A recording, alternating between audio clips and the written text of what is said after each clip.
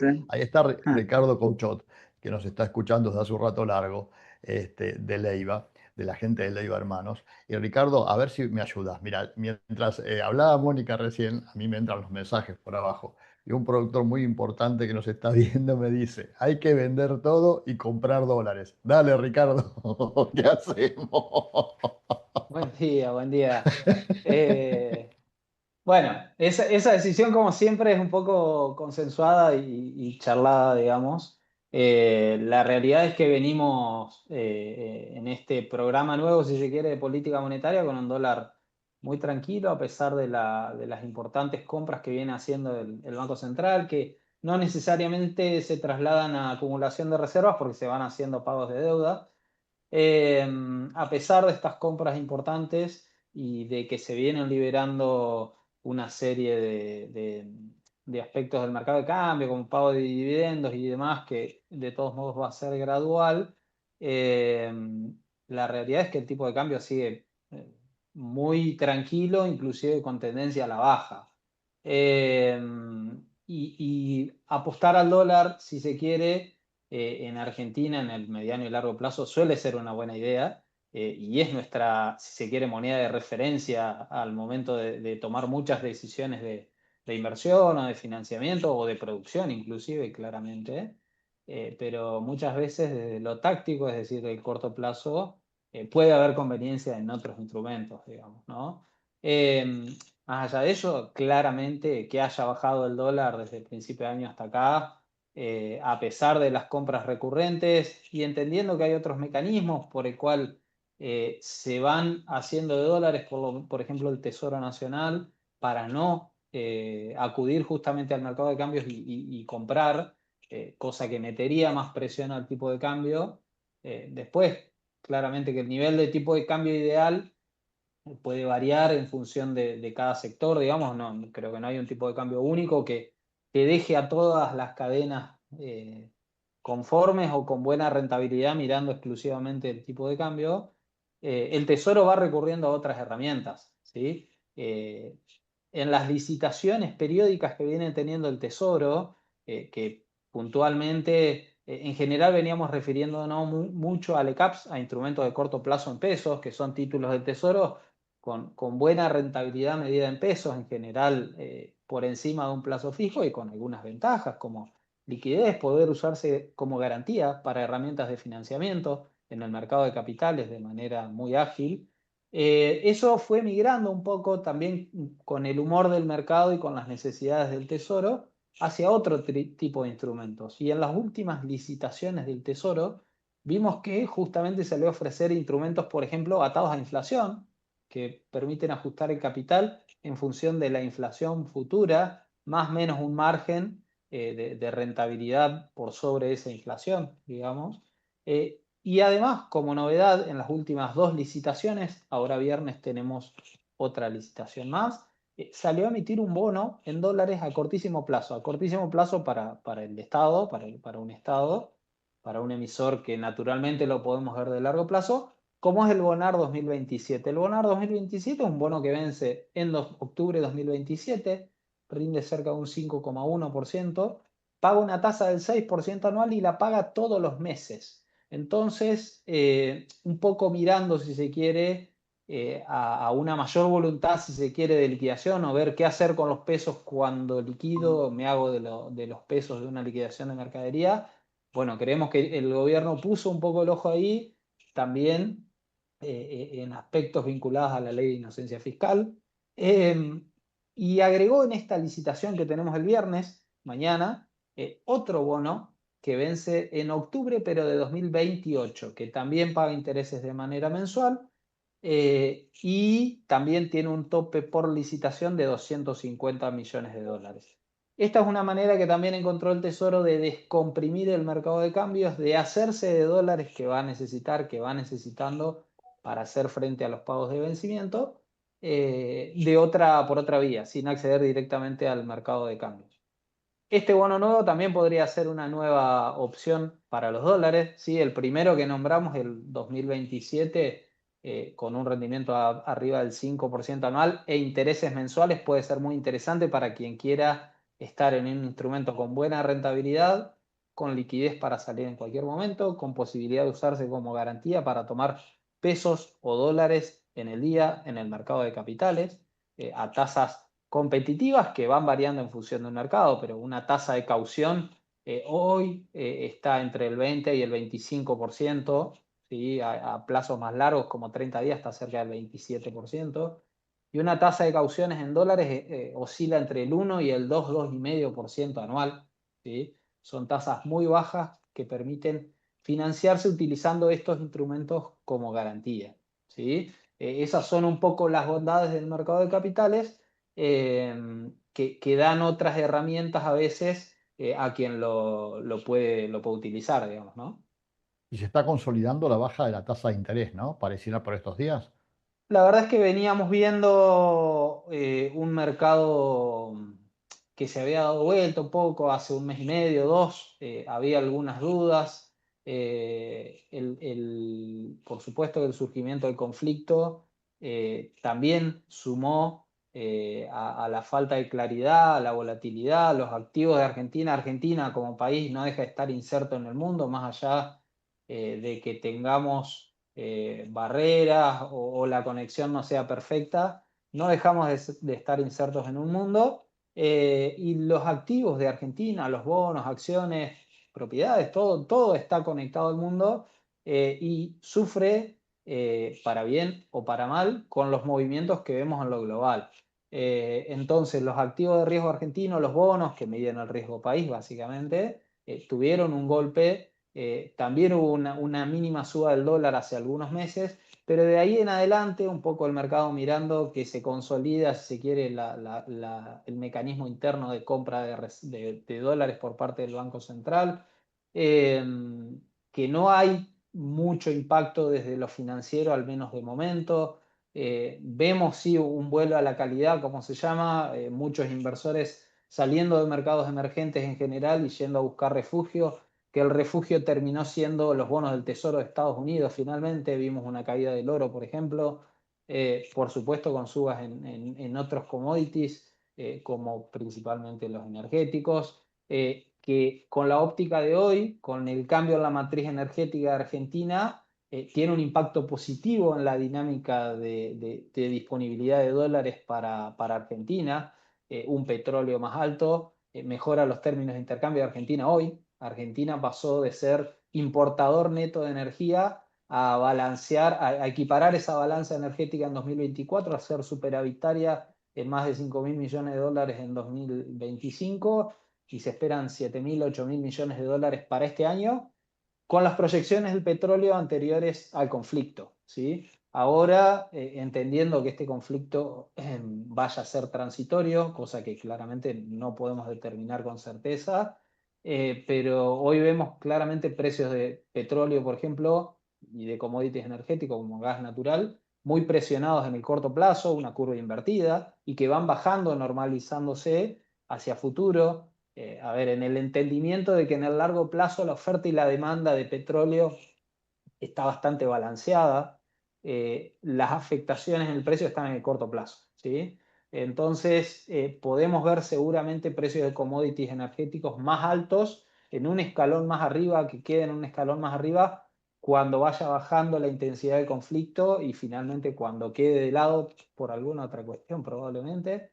Pero seguramente veamos un escalón más alto que termine favoreciendo la balanza comercial energética de Argentina, ¿no? Son más dólares disponibles, justamente, que le da más solvencia, si se quiere, al panorama cambiario, ¿sí? Ustedes en la empresa tienen el combo completo porque trabajan con productores, bueno, con toda la cadena y también tienen el negocio financiero. ¿Estás viendo mucha gente del sector agropecuario haciendo negocios con papeles, negocios financieros concretamente, vendiendo mercadería para hacer ese tipo de negocios como alternativa? Sí, permanentemente tenemos ida y vuelta con los clientes. Como bien decís, en nuestra característica de ser ALIC agroindustrial, es decir, que fusionamos bajo una misma razón social las dos actividades, la de corretaje, con salida a la exportación, aunque también con más especialización en mercado interno.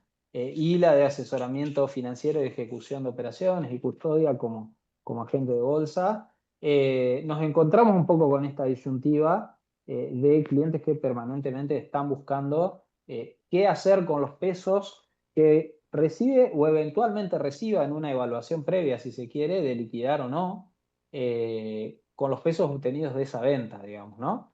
Y ahí entra en juego un poco todo esto que venimos hablando. Nosotros, por definición, solemos ser muy conservadores, solemos priorizar el cuidado del capital del cliente por encima de la rentabilidad. Después está claro que cada cliente es un mundo y algunos buscan una cosa y otros otra, pero en este conocimiento de las herramientas del mercado de capitales tratamos justamente de encontrar lo que más se ajuste a las necesidades de cada cliente. Muchas veces es buscar rentabilidad. Claramente hay sectores ganadores, el sector energético en Argentina y en el mundo lo viene siendo, y hay sectores que por ahí pueden tener más dinámica de cara al futuro. Muchas veces estos mercados que afectan de manera indiscriminada a todos los tipos de activos dan justamente oportunidades para comprar empresas muy buenas a precios bajos o razonables. Vimos caídas muy importantes en el mercado de acciones de Estados Unidos y podemos ver oportunidades ahí. Y en lo local, como siempre, según el perfil, hay herramientas que me permiten tener un rendimiento del 7-8% anual en dólares sin asumir mucho riesgo con empresas de primer nivel y tener eso disponible como remarcaba un poco para utilizar como garantía para financiarme en el cortísimo plazo. Lo mismo con títulos del Estado argentino, que si se quiere pueden estar un escalón de riesgo más alto, sobre todo por el historial argentino, no necesariamente por el presente, pero vemos una diferencia en rendimiento saltando de 2027 a 2028.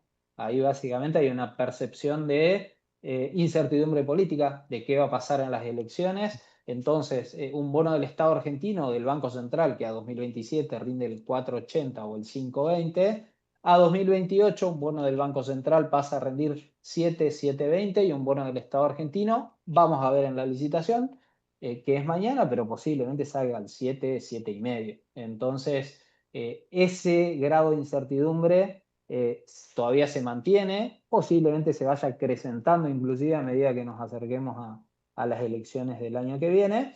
Pero bueno, manejar un poco eso, las expectativas de nuestros clientes, sirve para orientarlos de la mejor manera. Nosotros viendo muchos instrumentos, muchas inversiones, la realidad es que entre octubre o antes y hoy, el que estuvo en pesos haciendo tasa en pesos tuvo una ganancia muy importante, ¿sí? De entre el 15, el 20, 25% en dólares. Eh, y como decíamos al principio de la charla, más allá de que entendemos que este esquema desde lo cambiario y de momento, claramente, y apuntando a una cosecha razonablemente buena desde los valores de liquidación, desde los montos a liquidar, entendemos que este esquema es sostenible y da a entender que la tranquilidad de lo cambiario puede durar varios meses más, y puede ser buen escenario para seguir haciendo tasa en pesos, ¿sí? Pero nunca dejamos de ver que estamos en Argentina, que tenemos nuestro historial y a veces cuidar el patrimonio pesa más que buscar rentabilidad en el corto plazo. Mariano, yo lo escucho a Marianela, a Mónica, ahora a Ricardo. A Fernando tiene el problema de cómo acomoda la soja y el maíz. Pero yo tengo soja y maíz, suponte, ¿no? Y digo, bueno, los escucho, les voy a hacer caso. Vendo la soja también. Le genero el problema a Fernando, le doy además Hola, hola, trabajo, hola. Hola, pero hola. voy a vos y te digo, ¿qué hago, Mariano? ¿Compro insumos o me juego un poquito con Ricardo y después voy a comprar más insumos?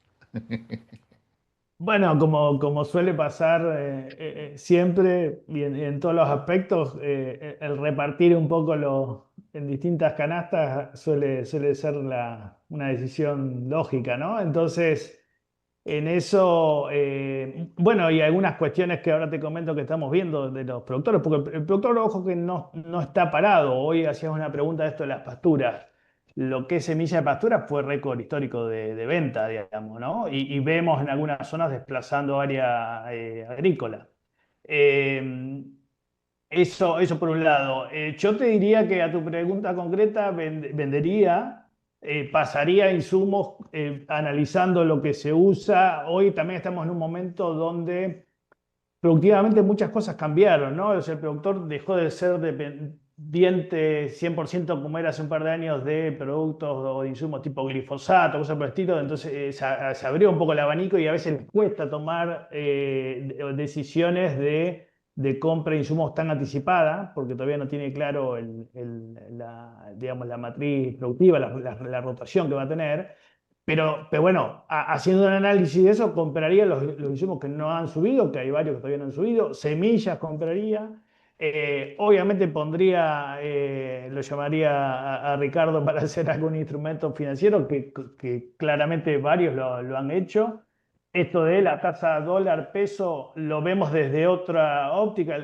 Ahora en lo que fue Expoagra, en general el productor está más abierto a tomar tasas baratas en dólares para financiar y comprar un dron, por ejemplo, que es algo que es otra de las cosas que está haciendo el productor, vendiendo y yendo a tecnología. Eso es tremendo, se vio mucho. Pero estaba más para tomar tasas baratas en pesos largas, en dólares, perdón, largas, que en pesos en el orden del 20%. Entonces eso también te habla un poco de esa expectativa del dólar para adelante y toda esta cuestión. Así que bueno, en definitiva haría eso, ¿no? Repartiría un poco en cada canasta, pero no apuntaría a no perderme estas primas, ¿no? Sea de la cosecha vieja, de pases, como decía Moni y Marianela, de la soja a noviembre, o bueno, hay varias cosas para capturar, que hay productores que están atrás de eso y están atentos, digamos, y tratando de capturar y evaluando eso versus tasas, versus embolsar, versus costos de poder lograr, ¿no? Fernando, viendo lo Sí, que te está señor. pasando, lo que pasó con el trigo y lo que te está pasando ahora con el maíz y se viene la soja y también acotaba Mariano el girasol, que no deja de ser muy importante, además con una gran exportación de semillas, con algunos problemas que está habiendo en los lugares de destino, con algún residuo que se está encontrando y eso es todo un tema, ¿no? Que siempre pasó cada que se exportaba semilla de girasol. Pero más allá de eso, contame, ¿cuáles son los lugares más complicados desde el punto de vista de la logística? En lo que refiere a nuestros clientes, la mayor problemática es todo lo que es el sur de Córdoba, centro de Córdoba, es donde más complicaciones han tenido en la logística. Después lo que es la zona núcleo, norte de Santa Fe, si bien fue muy abundante, no se trabajó tanto a contrarreloj de la espera de los camiones. Pero sí ha sucedido en la zona de Córdoba, que creo que a lo mejor lo que ha sucedido en otras cosechas, en donde las mercaderías se enciman en la entrega en el puerto, se les va a encimar en la zona de origen. Como te decía, en esa zona del sur de Córdoba hay mucho maíz todavía copiado que no se pudo largar y bueno, la cosecha ya encima de la soja puede hacer que haya un problema extra en la logística para el almacenamiento de la mercadería reina de las cosechas. Entonces, bueno, en estos últimos días se notó mucho desde esa zona la entrega de maíz en camiones hacia el puerto porque precisamente están necesitando el espacio para el inicio de la cosecha de la soja. Entonces, bueno, sumado eso al girasol y a soja de la campaña pasada, creo que se ha corrido un poco el encimarse las cosechas, que generalmente ya por principio, mediados de marzo ocurría. Hoy en día estamos viendo simplemente que es pura entrega de maíz, pero bueno, ya hemos tenido un otoño en el verano en donde mucha soja de la que por ahí se encimaba en otras cosechas para esta época se fue entregando muchísimo en lo que fue fines de diciembre y todo enero. Realmente fue una continuidad en la entrega de las mercaderías, desde el trigo en una cosecha superlativa, con ese empujón, después durante todo enero, que es muy poco habitual, hubo mucho movimiento de soja, muchísimo, y hubo un respiro, digamos, del año, los primeros 15 días de febrero. Después ya se empezó a mover nuevamente, a entregar en forma muy fuerte y bueno, en estos últimos 15 días el maíz sobresalió sobre todo el resto de las mercaderías entregadas. Vamos a ir terminando, pues ya se nos pasa la hora, pero les quiero comentar algo y aprovecho que está Fernando acá porque a lo mejor él me puede ayudar. Ustedes saben que estamos con todo el tema del acuerdo Unión Europea-Mercosur. Y los europeos, fundamentalmente los productores, no quieren saber absolutamente nada, entre otras cosas porque tienen un gran desconocimiento de cómo se produce en la Argentina, lamentablemente, ¿no? No digo que todavía piensan que somos indios con flechas, pero más o menos. Ahora, en los otros días, en una asociación de productores acá me decían, lo que pasa es que no confiamos en los controles que hace la Argentina previo al embarque. ¿Somos irresponsables en eso, Fernando? En cierta parte todavía hay un resabio de falta de profesionalismo, de una cultura enquistada en que, bueno, que salga como salga o metamos como sea todo. Pero bueno, se ha profesionalizado bastante. Eh, Hay un poco, como te decía, todavía de resabio de esa cultura, pero no es tanto como se pinta en que realmente somos irresponsables totalmente. No, está muy profesionalizado. Hoy en día hay muchos controles de controles que están funcionando muy bien y en definitiva, bueno, el comprador en el exterior pone su control para que la mercadería llegue en las condiciones que ellos requieren. Entonces, en ese sentido está bastante bien acotado, pero bueno, lógicamente hay algunas cosas como que ya mitos que se quedan como en la misma entrega de la mercadería en los puertos. El productor hoy en día todavía piensa que el insecto vivo sale de una cajita de fósforo y lo pone en la zaranda, que siempre está puesta a la vista en el productor. Y realmente, bueno, como siempre decimos, invitamos a recorrer el circuito portuario y ver la profesionalización que se tiene en los puertos, en donde la mercadería pierde totalmente la identidad cuando se recibe y lo que recibe, bueno, se analiza y en conjunto con nuestra función es darle una seguridad a lo que se está entregando al productor. Mariano, ¿qué tenemos, la última, qué tenemos que mirar para empezar a preocuparnos en serio por la provisión de insumos? Y yo creo que tiene que ver más con el timing que con otra cosa, ¿no? O sea, si esto se alarga y hay que empezar a tomar decisiones, ahí es donde me preocuparía. O sea, si vos me decís hoy puntualmente de algo, no te sabría decir. Tiene que ver de vuelta más con los tiempos y cómo evolucione esto. La realidad, y para cerrar, es que ante estas crisis o conflictos globales, obviamente ahí tenemos una ventaja competitiva y comparativa porque estamos cancheros de manejar crisis tanto los productores como cualquier habitante. Entonces, en ese sentido, creo que vamos a estar un pasito adelante que el mundo. Moni, a ver, para un productor, ¿qué se le dice? ¿Es el momento de parar o es el momento de acelerar?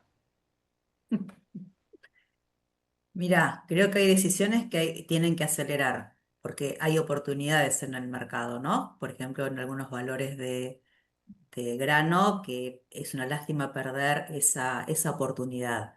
Y hay otras decisiones que sí tiene que parar, porque hay veces que cuando analizo una inversión, a veces, no sé, les seduce la tasa al 0% y no se está preguntando si esa maquinaria le va a agregar valor o si es rentable o si esa maquinaria que voy a comprar se acerca al propósito que quiero para mi empresa. Y es necesario, además, cuando paro, integrar miradas, porque a veces tomamos las decisiones solamente desde lo productivo o desde lo financiero o desde lo impositivo, y hoy tienen que ser decisiones más consensuadas, donde las tenemos que pasar por el tamiz de varias ópticas. Marianela, ¿y vos? Era que me había muteado justo. No, creo bueno, como coincido con Moni, digamos, hay que acelerar, sobre todo en el saldo de soja, creo que es para aprovechar. Eso quedó claro entre lo que dijo Mariano, Moni, me parece que está bueno, para un mensaje claro. Este, la soja nueva de vuelta, me preocupa que hay mucho, mucho sin precio. Y sí, creo que los cereales es un momento para desacelerar un poquito. Me da la sensación que cereales va a tener oportunidad de precio, refiriéndome a trigo y a maíz, a los dos.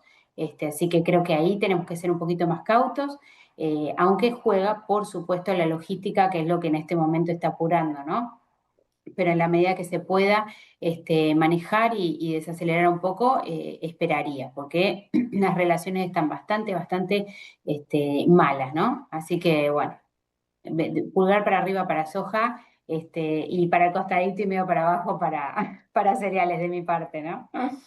Fernando, ¿qué se le dice a un productor para que programe bien sus despachos y no tenga mayores costos, ya sea por las esperas, por las demoras? ¿Qué se le dice a un productor hoy en esta situación tan particular que estamos viviendo, donde me imagino que en materia de infraestructura las falencias se notan cada vez más, ¿no? Porque lo poco que hay se va gastando también. Sí, totalmente. Bueno, creo que ya, como veníamos diciendo, está más profesionalizado. Los cuellos de botella se generaban en todas las cosechas, hoy ya no son tanto porque ya el productor tiene una previsión y va viendo sobre climas, la asesoría de nuestra parte de cuándo es el momento, las condiciones de residuo de los puertos referente a su mercadería, tener una noción de cuándo es el momento de conseguir cupos para poder entregar y cuándo es el momento de acopiar para después seguir entregando. En ese sentido está bastante aceitado, está bastante organizado, pero bueno, cuando hay una cosecha como la que se prevé de abundancia y como en el maíz también ha sucedido, ahí ya todos esos ajustes se van un poquito a la banquina porque sobrepasan volumen, es la realidad. Y bueno, muchas veces el parque automotor tampoco da abasto para entregar toda la mercadería cuando realmente el productor quiere. Ricardo, te toca el cierre. Escúchame una cosa, mira. Como decía antes, tengo soja y maíz, pero no me convenció ninguno. Me voy a guardar la soja y el maíz, me voy a guardar los dos. Pero tengo que hacer trigo ahora y tengo que comprarle los insumos a Mariano. Eh, ¿Me das crédito? ¿Y qué lo tomo? ¿En dólares o en pesos? Bueno, siempre, a ver, es una cuestión siempre de tasas y demás, digamos, ¿no? Y de instrumentos disponibles. Hoy en día la tasa en dólares está bastante interesante para endeudarse, sobre todo a corto plazo. A mediano plazo hay algunos instrumentos. Nosotros, nuestra idea generalmente es trabajar algunas estructuras que permitan aprovechar instrumentos como el descuento de pagaré y demás en el mercado para tener tasas razonables o buenas en dólares, y sobre todo con un panorama, si se quiere, moderadamente optimista. ¿Qué quiero decir con esto? Que claramente no esperemos un salto importante de tipo de cambio, ¿no? Que repito, parece que es el escenario que tenemos en estos meses. Nunca sería bueno hablar con el diario del lunes, pero es el escenario más probable y en ese sentido el endeudamiento en dólares tiene sentido, más todavía viendo un poco lo que se volcó a lo largo de la charla. Uno entiende que estos niveles de tasa en pesos todavía tienen que bajar bastante, digamos, ¿no? Entonces, es una picardía, si se quiere, endeudarse a estos niveles de tasa si somos, repito, moderadamente optimistas y entendemos que los niveles nominales de las distintas variables, tasa, tipo de cambio y demás, la inflación, van a ir yendo un poco más a la baja. Entonces esa sería un poco la idea. En el tema cambiario, y te hago una más cortita si querés. Si la soja o los dólares de la soja no entran en lo que está previsto, mayo, junio, julio, ¿se puede complicar el tema cambiario? Bueno, sí, más allá de que viene mejorando el peso de la balanza energética dentro del mercado de cambios de Argentina, está clarísimo que el principal complejo aportante de dólares sigue siendo el agroindustrial y principalmente el sojero. De eso no hay ninguna duda, es decir, que todavía somos en cierta parte soja dependientes, si se quiere un poco menos que años anteriores y campaña a campaña viene siendo un poco menos, pero claramente es lo que más peso tiene todavía. Entonces, sí va a ser importante, es importante ver si hay algún tipo de incentivo en ese sentido, pero sí, sigue pesando mucho y es hasta determinante.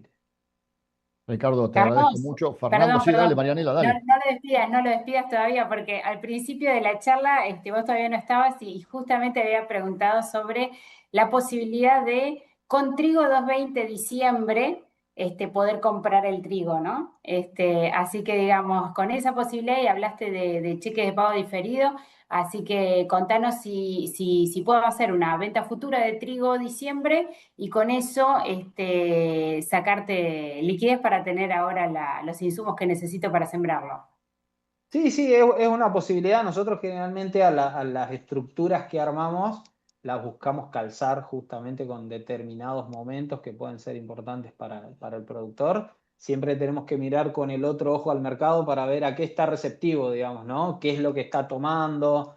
Pero bueno, hoy en día con varias herramientas que hay disponibles, armar sintéticos que por ahí para el inversor pueden ser más interesantes si busca tasa en pesos.